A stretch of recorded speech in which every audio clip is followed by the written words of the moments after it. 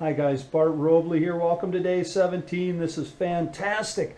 I've got a little bit of a surprise for you guys in today's video.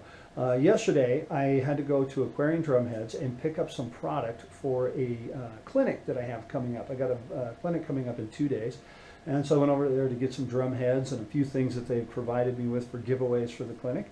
And I went in and we were talking about my video series, and just so happened that I had my GoPro with me in my truck, and they were talking about the one I did on endorsements. So we set up a real impromptu video interview with the legendary Roy Burns and Chris Brady, the A&R rep.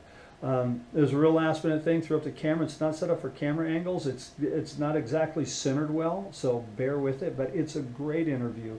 Roy, as usual, is hilarious. He had me and Chris cracking up. And he's such a wellspring of knowledge. The man has done so much in his career.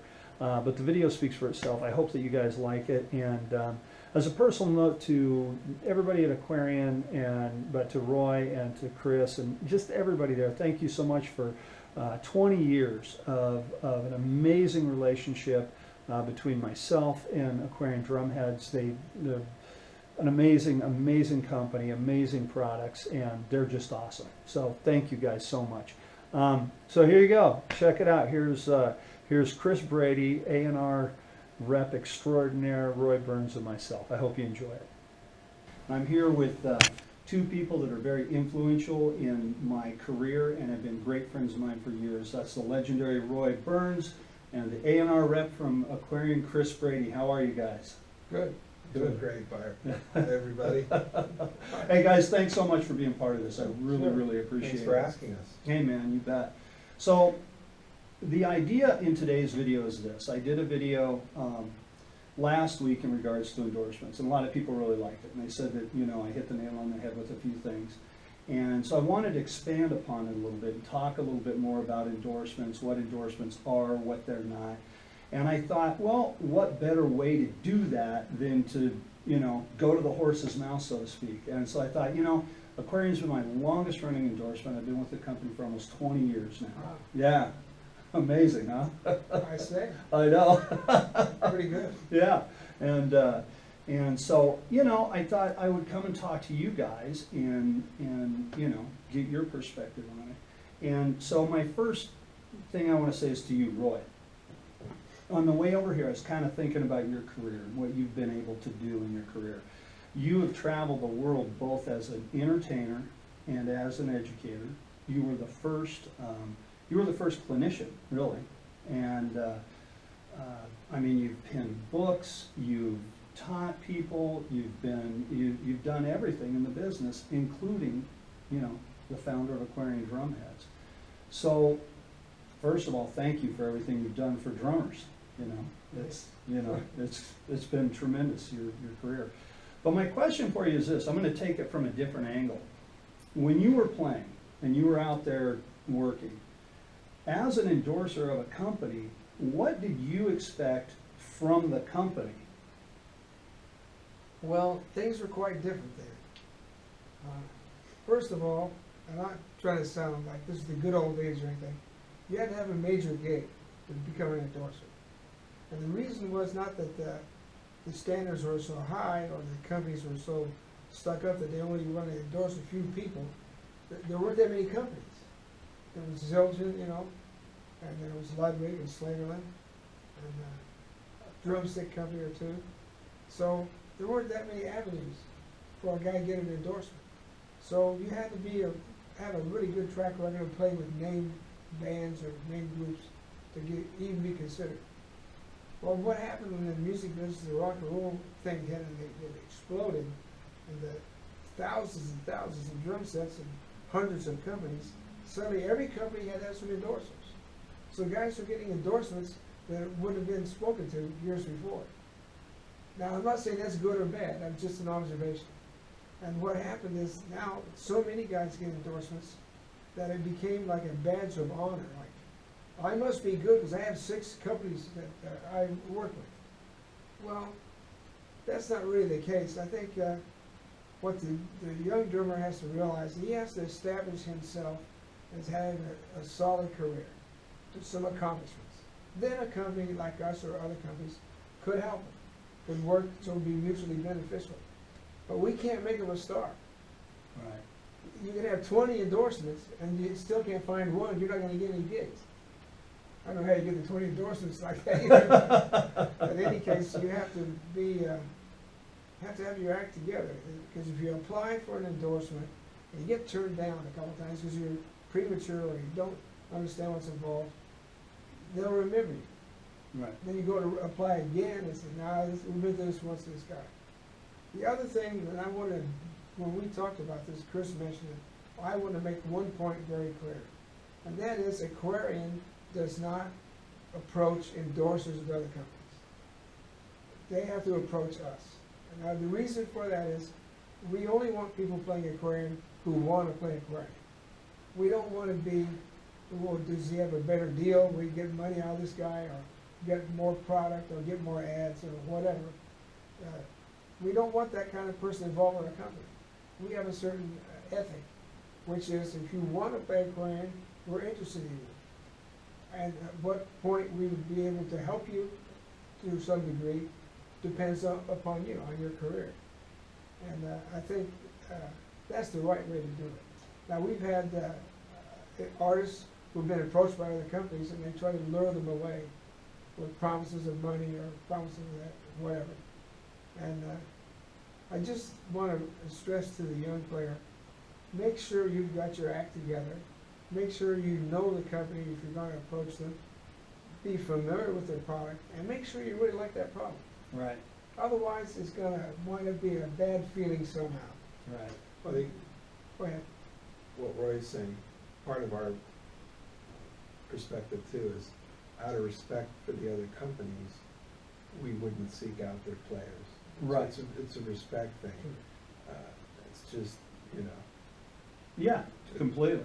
I think that's, I mean, the one thing that I've always thought about Aquarian is that everybody here, I mean, it's, you know, you guys are class act, you know, and I'm not just saying that on camera. And that's just the way it has been for 20 years with me. You know, it's just been, I've always been treated amazing by you guys. One of the things that I touched on in that first video was I talked about how, you know, an endorsement deal, you know, for me, I endorse a product because I believe in that product and I believe in that company. You know, I mean, that's why I endorse a product. And to me, the best thing, one of the funnest things about Aquarian is when I come over here, you know, to get some product, I don't just run in, grab some stuff and go. I'm not going to a music store. I have a relationship with you guys. And we're friends. And I come in and we'll hang out. I'll get some drum heads. You'll tell us a few jokes and I'm on my way. But I'm here for a while. Is it that way with everybody? I mean, are all the endorsers that come in, is it like that? Is there a tight relationship, do you feel, with everybody? I would say yes. And we try to foster that. What you said, it sort of cliched goes without saying, but we seem to always need to say it again. And that's, you should play with what you like and what you believe in. Right. That seems self-evident, but a lot of times that gets buried or forgotten, and that really should be the prime first motivator. I dig this product. I've already been playing it. It's something I've loved forever, and I foresee myself playing it into the far future, and then that's what you go after. Right. And then the second part is it should be about relationships. I mean, a lot of times when I'm looking at bringing somebody aboard, the very first thing I will do is seek out references. And the first thing I ask is not necessarily, well, what's the gig or what's their playing level? It's like, how are they like to work with? Is he a good person or is she a good person? Do you get along well? Have they been in trouble? Have you had issues? Because we're interested in the relationship part. Right. And it's easier to have a fun, great relationship where you come in and you hang for an hour and jokes are told when you like us and we like you and we get along. If there's tension, that becomes difficult. And so that sometimes is a key thing that I think Roy would say that too, that we look for is, are we going to be able to have that great relationship because they're just a good person. They're a good guy, good gal, whatever. Right. Well, you know what ties us all together is the music. And we're a music-oriented company. Because the way we look at the endorsers, including yourself, which you had great experience with us, is the fact that we want to help you play music. Right. We're not trying to trick you into buying an Aquarian Drumhead, Right. or to con you into leaving another company to join us. We're here because we love music. That's why we're all in this business, because it's a small industry, and it's a unique industry, and it's a unique thing to be a drummer. And it's a great experience to be a drummer. I've played all my life. Not all my life, not yet. But I think the fact that we think about the music and the drummer, we don't think about accountants or corporate or trying to show off or act important. We're just like you are. We're here in this because we love music, we love the drums. And I've been fortunate enough to be involved in just about every part of the industry. And that's the theme that I adhere to. Yeah. We want to help you play music. And we're the guys that can do it because we have a lot of experience. It doesn't mean we know more, but we've been there. Like this one guy used to say, we've been where you want to go. Right. And that's not arrogant. Right. It just means, well, I'm 80 years old, so I got to have a little experience. Yeah. You're 80 years young, Roy. Well, Okay. And every experience Roy has had, every scenario, and you'll attest to this, that he's been through, Mhm. it spans generations and it applies today. He'll tell stories about situations with band leaders and gigs and things that have happened positively good and things that have gone squarely. And you can immediately relate it to your situation now, because it doesn't matter that you're talking about this 50, 60-year gap. Right. It's all applicable. It's the same now as it was then. Right. And he's one of the few owners of a company that can actually bring that to bear Yeah. to the situation. He actually has that high-level pro real-world experience Right. at the highest level. Well, yeah, you played with, I mean, Biddy Good, and Woody Herman. I mean, you, the biggest Lionel names, Hampton. the biggest names in the business, you know. Merv Griffin Show, The Tonight Show, I mean, the Monterey Jazz Festival, the list goes on. I was in Arizona. This was before we started Aquarian, so this is before 1980. And I was about, let's see, I was born in 35, so 1980, I'd be late 30s. And I still look younger then than I do now. And Clark Terry and I were doing this guest appearance thing at a stage band festival in Arizona. So Clark says, hey, Roy, the guys in the band in the hotel nightclub invited us to come in and play with them, to sit in. They'd like to have us play with them. I said, well, that sounds great. So we go down there. I meet everybody. The drummer's a nice guy. I sat in. We played about 4 tunes. Clark was playing great. And I noticed this one older gentleman at that time was really zeroing in on me. You know? So I think, okay, I get up and I leave the stage and do applause and everything. The guy comes over and he says, young man, you play very well. If I were you, I'd go professional. That's awesome. So just looking young doesn't always work to your advantage. Yeah, right. Oh man, that's fantastic. That's great.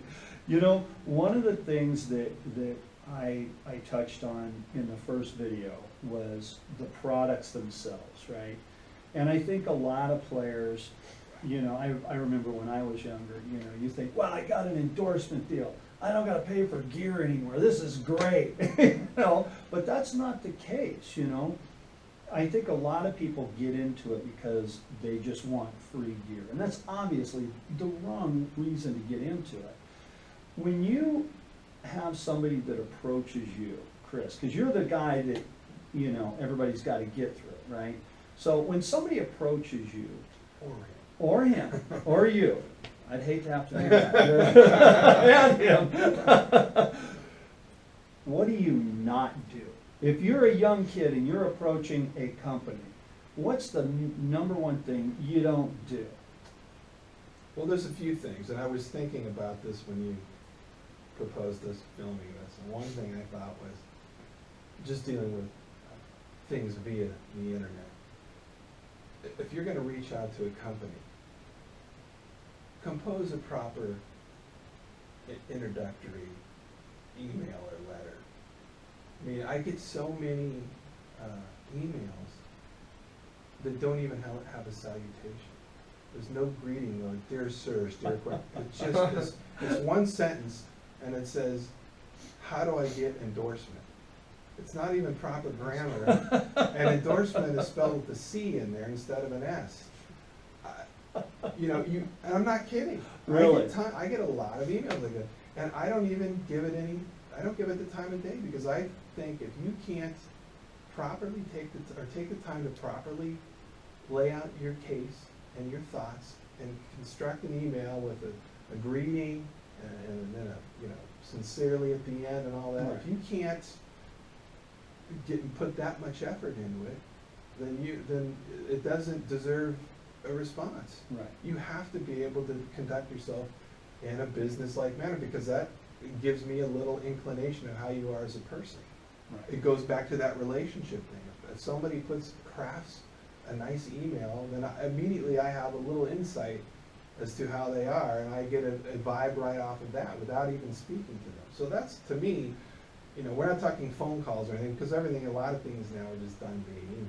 Oh, yeah. Everybody gets your email off the internet, and boom, you get a hey. So that would be the first thing. And then obviously what we said earlier about... Before you go on, Oh, yeah. I'd like to add something. Sure. This young guy that's sending you these terrible letters, one of the things that a young guy could do is talk to as many drummers as he can who are with groups or with bands, and ask them how to go about it. Right. How did they do it? Right. What should they say? How should they present themselves? Talk to a bunch of people before you just fire off a letter to a dear rep guy that does the free drum stuff. Can you make me famous? Right. Well, And can you do it today? right, exactly. Well, I'm sorry. Go ahead. Because what he's saying, if you ask people who already have endorsements or maybe a little more well-established in different areas, they're going to give you that advice, and then maybe they give you also a reference. Right. Meaning they might go to the company you're interested in and go, hey, so-and-so's going to approach you. That goes into the relationship Mhm. thing. Oh, this guy that I know, Bart, he's vouching for person X, Right. and he's saying glowing things, and I know Bart wouldn't stick his neck out if it weren't true. Again, that just helps your case. Right. And your credibility. Your credibility, yeah. And honestly, that's what this whole video series is that I'm doing. Is just kind of some of the stuff that, like, the endorsement thing is a big deal, and people really like that first video. But that's kind of how I started this whole thing, is people just, a lot of my students would ask for a piece of advice on something. How does this work? How does this work? Yeah. How do I do this? What are all those flight cases over there? Believe it or not, that's how the whole thing started. Why do you have everything in flight cases, And so anyway, I think that, a lot of people... That's where I hide the chocolate. Yeah, exactly. No kidding. Chocolate. That's where Chris has all of his candy That's bars. Chris's chocolates. If you don't know Chris, he loves chocolate. He I loves like candy. Joe Morello, the famous Joe Morello, Yes. got on an airplane with his cymbal bag, because they would let you carry a cymbal bag with you because it was fragile, and particularly in those days, they were a little more lenient with Right. stuff you could Yeah. carry on airplanes. So the stewardess says, "What's in the bag?" It's a cymbal. I'm a drummer. Says, "Really? Who do you play with?" Says, "Dave Brubeck Quartet." Says, "Really? How many in the group?" That's a true story. No kidding. That's awesome. I've never heard that one before. See, I've been here 20 years, and that's the first time I heard that No one. That's kidding. awesome, yeah. That's fantastic, man. And Joe told me that himself. Did he Wow. really? No kidding. That's awesome. That's legendary right there. Oh, that is legendary. Joe was, man, he was an amazing player, man. He really was. Okay, so back to the endorsement thing. So we've talked about what not to do. When you are working with somebody, okay, and you're working with a particular artist, what is one of the things that you want? Why would you want somebody to come on as an endorser? Like when you see somebody, and let's talk to like the young kids, okay? Because like you said at the beginning, you were talking about back in the day that you had to have an A-list gig. Right. And it's not so much that way anymore. And the industry and times have changed. what would make you want to work with somebody that doesn't have, like, that isn't playing the arenas and the forums and the staple centers Well, of the world? Tie two things together here again, what Roy said earlier about you had to have a high profile gig, and what you just said.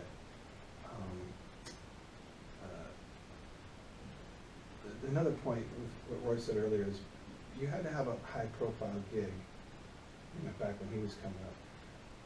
There was two things that kind of had to go in conjunction, and you can verify this. You had to have a high profile gig, but you also had to be a very high level player. Those two things sort of went hand in hand. Yeah.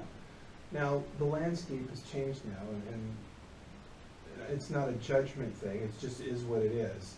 Those two criteria have fallen away. I don't think those two things necessarily go hand in hand anymore. And that's not a slam or a judgment call, it's just what you just said. That's sort of how the landscape is now, with the amount of companies, like Roy said, with the landscape of social media and the internet. That's just not the case.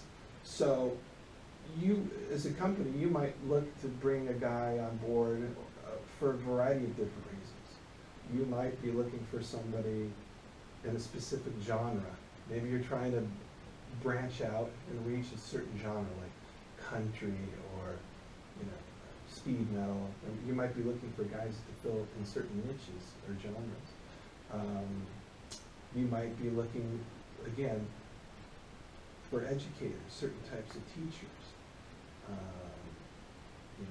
So those are the kinds, you get into little pockets or big pockets of things, and each guy might help you fulfill a need or a role, and so you zero in on certain things. I mean, we're always, and you're huge into the education, and we're huge into the education. We've always been, because Roy is, one of the first educators. Yep. His books, the elementary drum methods, are still being used today. You can still Oh, yeah. go into GC or Sam Ash or any store and find his books in the library section.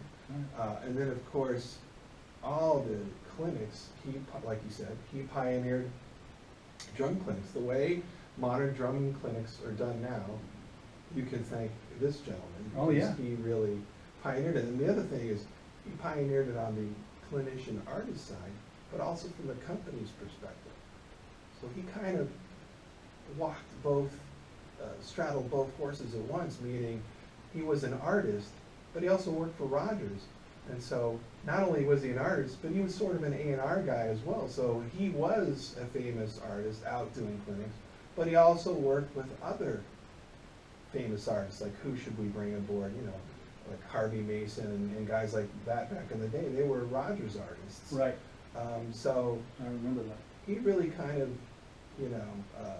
incorporated both things. And so we've always been heavily in education, because there's the man right there. Yeah. I'd like to add one thing Sure. to what you were saying. The major difference, or the change that came about in this generation compared to the previous ones, you now become an endorser if you're a drummer with a famous band. Right. You may not be an outstanding drummer, maybe a good drummer, Mhm. competent, do your job, get things done right, but you're not an outstanding player. Then there's a guy that's not with a name band, but he's an outstanding drummer. Mhm. You might like to have him on your roster, Right. just because he's so good. Right. And not to be that we're sitting here judging Right. the guys, we don't mean that. But I mean, if a guy is in a band like, well, take the Beatles, Ringo Starr. I don't know how people would evaluate his playing, but he did the gig. He did what they wanted. They sold millions of records. If he wants to endorse a deal, you would say, why not? Exactly. In fact, when I got to England, I was the first drummer to do clinics outside the U.S. Really? In London, was my opening clinic. There was 750 people there. And I did my rudimental stuff and the drum set stuff. I get the question and answer section. And the first guy got his hand up and says, what do you think of Ringo Starr? I said, I never criticize anyone who makes more money than I do. And that got me off the hook. That's awesome. But, it's not his fault he's with a famous band. Right. So, because you always have to figure out is he the most outstanding drummer, or was he the best at doing that gig? He made those guys happy. Right. That's what a drummer has to do. He has to make the band sound better. He has to make the people he plays with sound better. Right. By playing in such a way that supports them. Well, you told me one time, you said, you know, Bart, a band leader doesn't want somebody that shows off 4 nights a week and then he's brilliant one night a week. You want somebody to come in and do the job every night. Right. And I've held on to that. You know, I've held on to that ever since you told me that. So it's always been one of those things that, you know, like the old Buddy Rich thing, you know, when you come to play, come to play. You know, no matter what your job is, when you get up there, do the best you can, be the best you that you can be. And one of the things that I like about Aquarian, and you know, this is more on the product end of things other than the endorsement thing, but the products are, in my opinion, they are superior. I mean, the heads sound great. They don't dent up. I think if you have good technique, you're not going to dent up heads anyhow. But your guys' heads, you don't get a lot of divots in them. You don't, the coatings don't chip off of them. Your years in the industry as a player, I mean, I'm sure that probably, you know, played into that a lot. I mean, you obviously care about the products too. I mean, you want your product to be the best out there. I'll tell you my foot pedal story from Rogers Drums. Yeah. We had the best foot pedal on the market. Other artists were using it, even though they were endorsing another product. Famous drummer, Buddy Rich, would put the Rogers pedal on whenever no one from Ludwig was there. When somebody from Ludwig showed up, we put the Ludwig pedal back on, because it was the better pedal.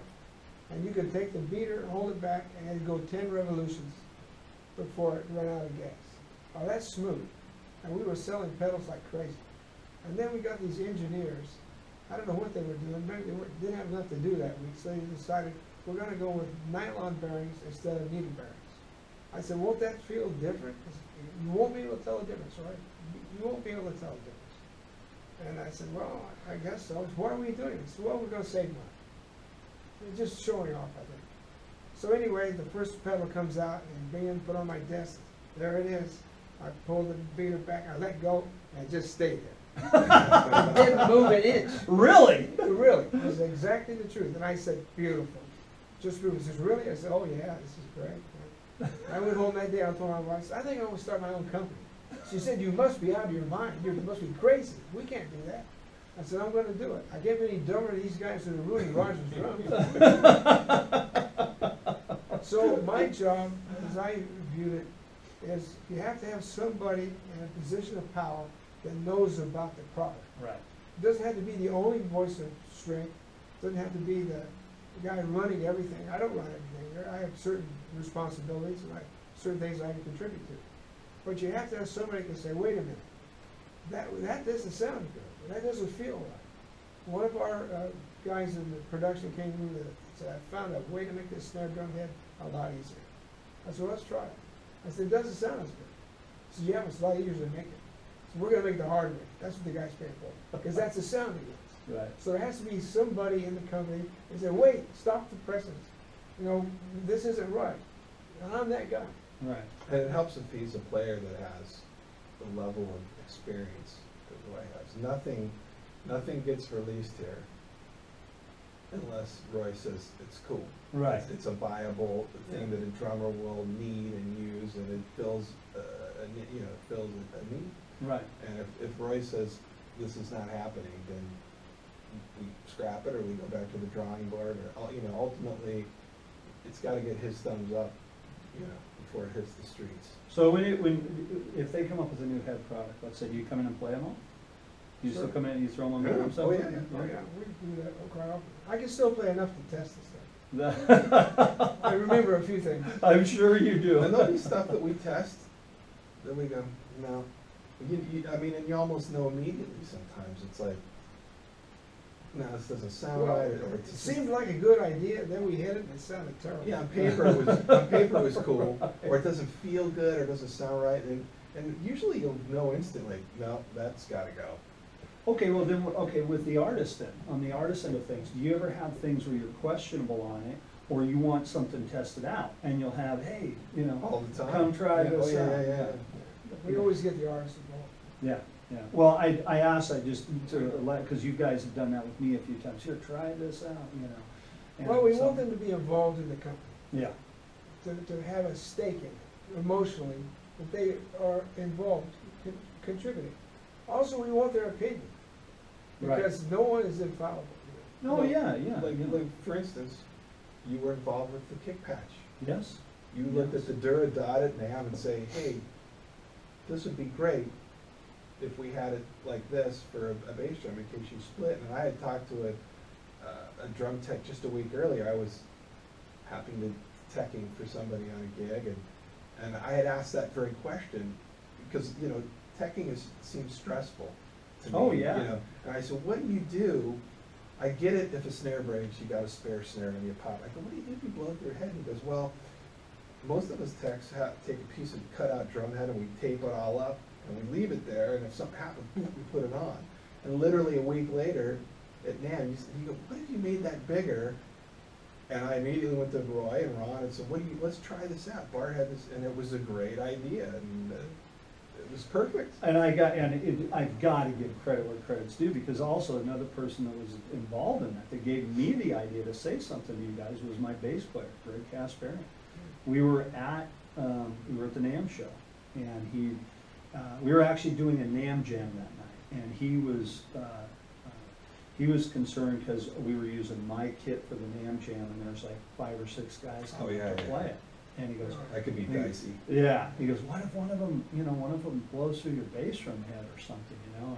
And he goes, you know, I got an idea. You ought to come up with some sort of idea for a patch for a bass drum head. And I was like, yeah, it's a good idea. And no sooner, I walked off the side of the stage to grab something out of the case, and I was like, oh, that Duradot that Aquarian came up with, you know, because you guys had already done it, you know. We had that at NAM. That was, You that had we were it at displaying NAM, that and yeah. selling it. And I was like, hey, you know what? I'm gonna approach Aquarian about it. I told Greg, and then I came. We were at Mike Johnston's thing, and we were leaving that. And I said, Was hey, it Sam Asher? no. It was at NAM. Mike was speaking over there at the Idea Oh, yeah, Center. yeah. And we were walking That was away. I cool. go, hey, I got an idea. That was I about wanna throw." endorsements. Yeah, Right? Yeah, it was about endorsements, and so I threw the idea at you, and there it is. So yeah, and I think that was, for me, that's one of the biggest perks about being an endorser of a company, is you can go to the company and go, hey, what about this, and this, you know, and you can throw ideas out there and they'll listen. I know, and we're at least, you know, I think that's what makes us special, is there is that vibe with us that we have those relationships and artists do feel comfortable, and we welcome it and we'll listen. And if it's not feasible, we're honest. Yeah, You know, like, look, we've already tried this, or the cost versus, you know, getting it, that's not feasible. But again, relationships, we try to foster that where artists feel comfortable bringing their ideas, and then of course, Well, I should clear up one thing. I don't make any decisions entirely on my own. Chris is my right-hand man. I run everything by Chris before I put my final okay or no on. And every product here, a lot of people are involved in it. I'm more involved in some products, he's more involved in some products, somebody else will be more involved in it. It may be a manufacturing question. We have to decide what's the best way to make this. Mhm. Then we'll try the 2 versions and make a decision. But it's always a group effort to some degree. Right. And I think that, again, that goes back and speaks for the company itself, because it's not just one person going, I'm right, you know, No. and I think it shows in the product. no, Again, we always try to bounce ideas, and yeah. you don't want to live it, be in a complete bubble, because then Oh, yeah. you can. You know, one of the other things too that I want to point out is working with Aquarian and being involved with the company for so long as I have been. I mean, you've been a big help to me when we've done a few projects together. We did that classic drummer thing, the round table, and That was awesome. That was cool. Very That was cool. fun. And then when I was doing the second Turn the Page record with Michael Blum, I had transcribed all those songs. I mean, I built an entire clinic on that record. Which you'll be doing this Monday. Which I'll be doing Monday at Sam Ash. But it's all on session work and reading, and my playing got better, and my reading got better because of that album. And you know, helped me with that. I brought you a stack of charts and a disc. Going, here, read this for me. Like, You know. sure, great. Yeah, I remember yeah. sitting at home like, oh yeah, I know that. Yeah, and it was very helpful. And so yeah, I think that's again, it comes back to that relationship thing. Just you know, working with, because it is. It's more. I mean, there's a certain point when you've been with a company for so long that you're you know, yeah, you're involved with the company, but you're friends. You know. And Well, You know what we're talking about here is win-win. exactly. There you go, yeah, yeah. That's, Exactly. it has to be a winning thing for both parties. Mhm.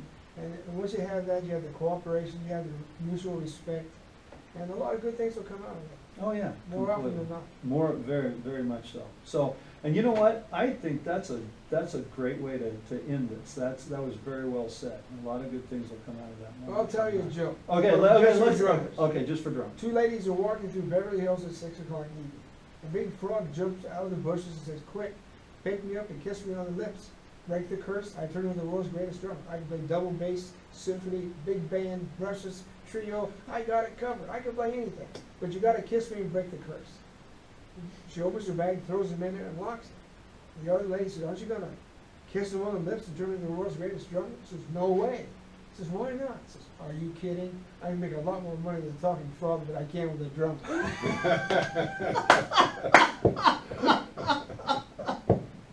That's the perfect way to end this. Guys, thanks for watching. Roy, you're always, that's great. Chris, thank you so Thanks, much. buddy. Thanks, And guys, thanks for watching, and I hope you guys got something out of that. I'll see you in the next episode.